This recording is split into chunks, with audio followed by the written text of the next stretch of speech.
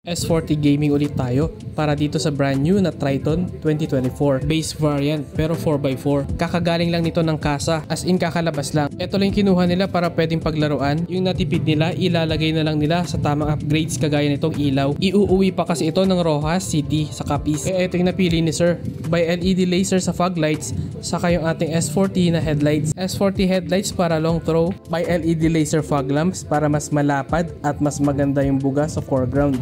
Nagdagdag na nga rin pala ng halo rings na BMW design. Nagdagdag na rin tayo dyan ng ventilation at nagpalit na rin tayo ng sealed type na rubber dust cover. At ang mga connectors natin dyan ay plug and play na lang namin. Gumamit tayo ng laser aiming device para maitono ng maayos ang tutok ng ilaw. Nakaayos na rin yung taas ng tutok ng kanyang ilaw sa fog lights at sa headlights. Originally, ang nakalagay sa fog lamp area ay DRL niya. Pinabago ni sir yung connection, kaya yung DRL ngayon ay nasa taas na. At nagdagdag din tayo dyan ng wiring kit with switch para sa fog lamps niya, kagaya sa nilalagay natin sa Innova XE. Lunchtime na nung dumating sila dito kaya inabot na tayo ng dilim. Bali, umabot kami ng 9 hours kasi pati busina pinakabitan na rin sa akin. Kung meron lang akong trifold na bed cover, baka tinira ko na rin. De, joke lang. Tapos ang ating GL 4x4 na Triton, saktong form and function lang yung ginawa natin dito. Yung halo rings natin kulay white siya sa park light, pero nagiging yellow or amber kapag ka nag-signals tayo. Pwede pa sana ng paglaruan at lagyan ng crystal na DRL yung nasa taas na part. Kaso wala akong stock ngayon. Kaya okay na muna ito sa ngayon. Kasi ang gusto naman talaga ni sir yung malakas na ilaw, pero hindi nakakabulag. Kaya hindi na siya dumaan sa mga LED na bulb lang.